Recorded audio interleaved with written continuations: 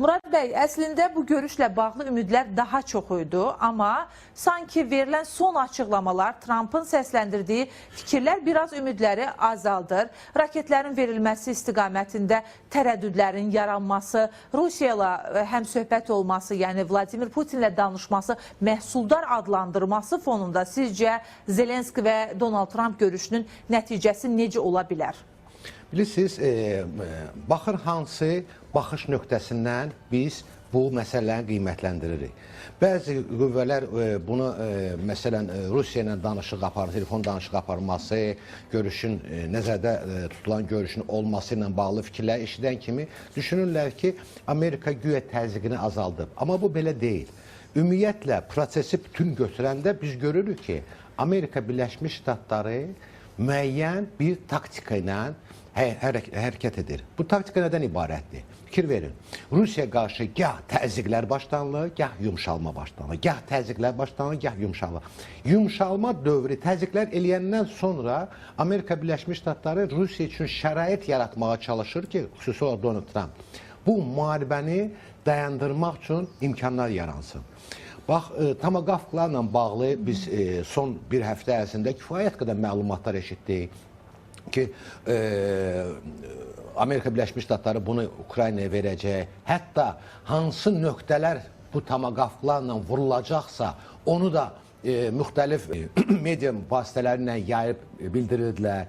Amerika Birləşmiş Ştatlarının Müdafiə Nazirinin həddindən artıq çox ciddi bir bəyanatları oldu və bundan sonra məhz bu telefon danışığı Amerika Birləşmiş Ştatlarının prezidenti çox güman ki, Putinə təklif eləyir ki, sizin vəziyyətiniz yaxşı deyil.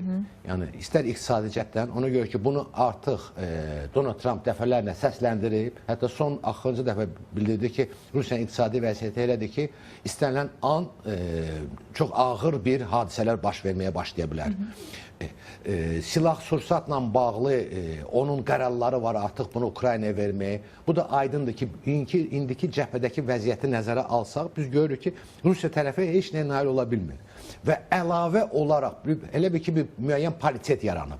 Birdən-birə ağır silahlar, böyük sayda Ukraynaya verilirsə, bu paritet pozulacaq və bu paritet pozulacaq Ukraynanın xeyrinə.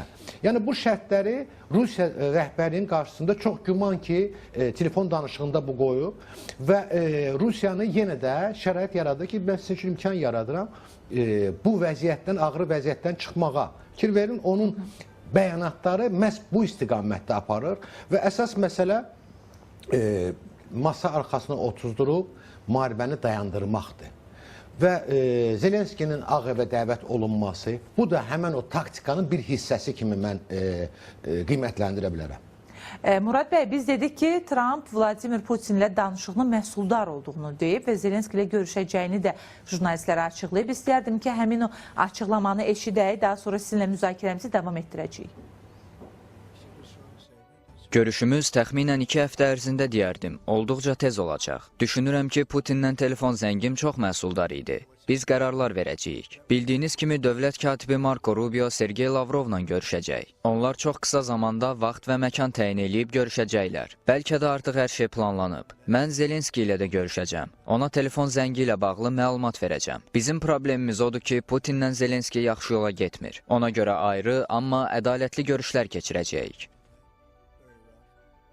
Donald Trump ədalətli görüşlərin keçiriləcəyini deyir, amma ədalətdən danışanda burada bir tərəf işğala məruz qalan tərəfdir, digəri işğalı icra edən, həyata keçirən.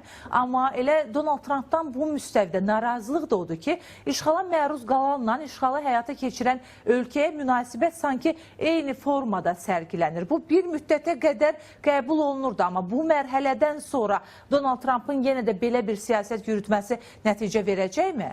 Bilirsiniz, mən yenə də deyirəm, bu diplomatik bir üsuldur.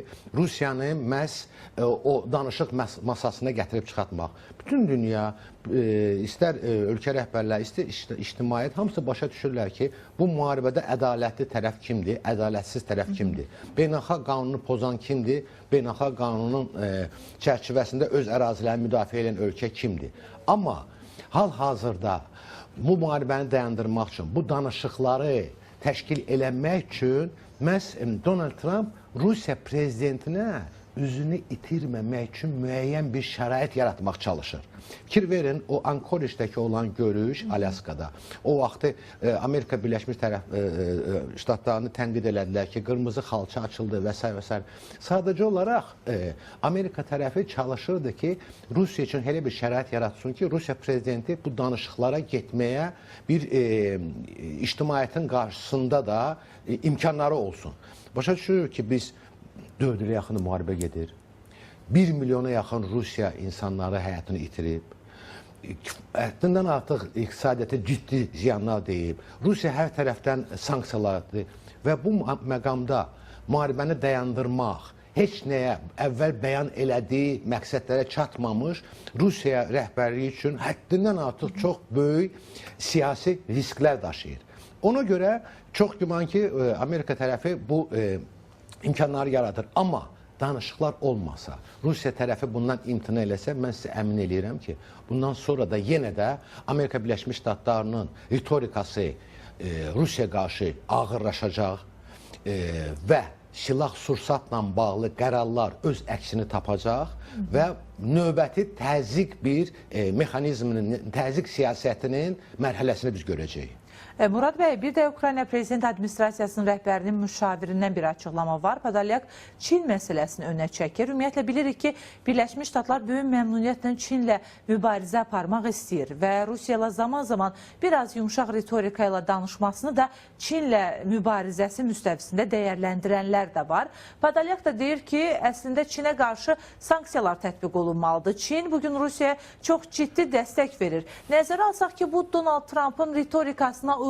Sizcə Ukrayna hazırda Çin məsələsini həm də ona görə qaldırır ki, Trump fokusunu bu istiqamətə yönəltsin, yoxsa burada daha fərqli nüanslar var? Şübhəsiz burada bir neçə nüanslar var. Birincisi, əlbəttə ki, bu günlər Amerika Birləşmiş Ştatları üçün ən vacib məsələ rəqabət üçün dünyada bu Çindir. İstər iqtisadi cəhətdən, istər hərbi cəhətdən, istər kommunikasiya və s. sahələr üzrə biz açıq-aydın görürük ki, Amerika Birləşmiş Ştatları bunu heç gizlətmir də özü üçün ən əsas rəqib dünyada Çini sayır və Çin də bu mübarizədə Amerikadan fərqli olaraq açıq da bəyan eləməsə, müxtəlif diplomatik, hərbi yollarla bu prosesdə iştirak eləyir. Baxın, görün, bu Rusiyanın bu günləri qısa bir müddətdə kifayət qədər dron istehsal eləmək imkanının yaradılmasını Rusiya öz siyasi, öz hərbi və elmi potensialı çərçivəsində həyata keçirə bilməzdir. Bunun arxasında ancaq və ancaq Çin dayanır. Məsələn, İrandan deyirlər ki, kifayət qədər dronlar gəlir. Amma İrandan gələn dronların çipləridir, mikrosxemləri, zatlarıdır. Bunlar hamısı Çin istehsalıdır. Detallar Çindən gəlir. Və Çin də vaxtilə Çinin Xarici İşlər Nazirinin belə bir bəyanatı da olmuşdu ki, biz Rusiyaya uduzmağa imkan vermərik. Ona görə ki, Rusiya uduzduğu halda Qərb Çinlə başlayacaq, istər hərbi də olmasa, iqtisadi, siyasi mübarizəyə. Bu baxımdan Çin əlbəttə ki, Rusiyanı istifadə edir öz maraqlarını qorumaq üçün. Bir siyasətdə bir bufer özü üçün bir zona kimi yaradır. Bəli, bu vacib faktordur. Ukrayna da bunu deyir, bildirir və bu da əlbəttə ki, Ukraynada öz maraqlarını həyata keçirmək üçün Amerikanın gündəliyində vacib faktor kimi istifadə olunur. Murad bəy, yeni bir məlumat da var. Rusiya prezidentinin köməkçisindən açıqlama gəlib. Uşakov bildirib ki, Birləşmiş Ştatlar prezidenti Donald Trump'la telefon danışığından sonra Rusiya prezidenti Vladimir Putin Təhlükəsizlik Şurasının daimi üzvlərini Kremlə toplayıb və qeyd olunur ki, Trump'la telefon danışığı ilə bağlı ətraflı məlumat təqdim olunub onlara. Təbii ki, bu xəbərlərin bir parçasıdır, amma görüş barədə Donald Trump'ın bir fikri var idi. Az öncə deyirdi ki, çox yaxın zamanda Vladimir Putinlə görüş keçirilə bilər. Həm də digər tərəfdən Marco Rubio, Sergey Lavrovla da bir araya gələcək ki, birinci onlar danışacaqlar, daha sonra böyük ehtimalla liderlərin görüşü reallaşa bilər. Birinci görüşdə Donald Trump çox tənqid olundu. Ən azından ona görə ki, dediyiniz kimi az öncə qırmızı xalı Rusiya liderinin qarşısına salındı və yaxud da yumşaq ritorikayla çıxış etdi deyildi. Sizcə növbəti dəfə belə bir görüş keçirilsə, bu dəfə Donald Trump biraz mövqeyini dəyişəcəkmi? Misal üçün, Ukraynaya münasibətdə biz bunu gördük. Əvvəlcə Ukrayna liderinə qarşı çox sərt davrandı, daha sonra isə yumşaq münasibət sərgilədi.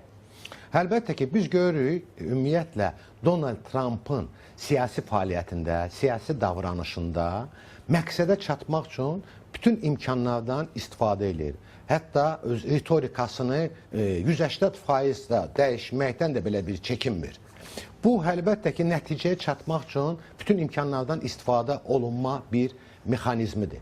Bilirsiniz, Donald Trump o qədər də siyasətçi deyil, nə qədər ki, biznesmendir. Bu baxımdan onun bu danışıqlara yanaşması bəs biznesmen yanaşmasındandır.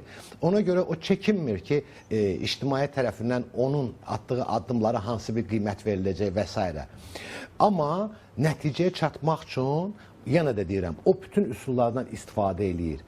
İctimaiyyətdir, mətbuatdır, birinci dəfə belə bir rəyləri eşidəndə onlar üçün hardasa bu gözlənilməz idi. Ona görə çox ciddi tənqid edirdilər.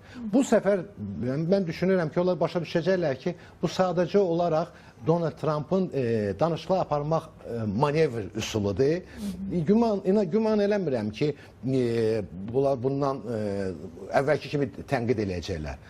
Bilirsiniz, Donald Trump bu səfərdə həddindən artıq yumşaltma da həyata keçirə bilməz Rusiya. Ona görə ki, artıq gələn ilin payızında Senata, parlamentə seçkilər olacaq. Özü üçün təhlükəli vəziyyət yaranır. Və Amerikanın ictimai rəyi nəzərə alanı biz görürük ki, 60-70% Amerika seçiciləri Ukraynanı dəstəkləyir. Bu baxımdan Donald Trump üçün də və onun Respublikaçılar Partiyasının rəhbərliyi elədiyi üçün gələcəkdə seçkilərdə həddindən artıq Rusiyanı dəstəkləmək ritorikası mənfi təsirlər göstərə bilər. Murad bəy, artıq dedik ki, Zelenski Birləşmiş Ştatlardadır. Bugün Bakı vaxtı ilə təqribən axşam saat 9 radələrində bu görüşün keçiriləcəyi də gözlənilir. Digər tərəfdən də Ukrayna prezidentinin ofisinin rəhbərinin açıqlama gəlir. O deyir ki, bugün Zelenski bütün istənilən platformalarda, istənilən ölkədə Putinlə görüşməyə hazırdır. Bununla bağlı Trumpa da məlumat verib, bircə Belarus və Rusiya olmasın. Məlum məsələdir, niyə Belarus və Rusiyanı istəmir, amma sizcə hansı ölkə bugün Rusiya-Ukrayna danışıqlarına ev sahibliyi edə bilər? Əvvəl biz İstanbuldan, yəni Türkiyədən danışırdıq, digər alternativlər də irəli sürülürdü, amma indi real mənzərə nəyi deməyə əsas verir? Hansı ölkə bu danışıqlara ev sahibliyi edə bilər? Bilirsiniz, biz yaxın əraziləri götürsək, Ukraynaya yaxın ərazilər, birini siz sadaladınız Türkiyə və Türkiyədə artıq təcrübə də var bu sahədə.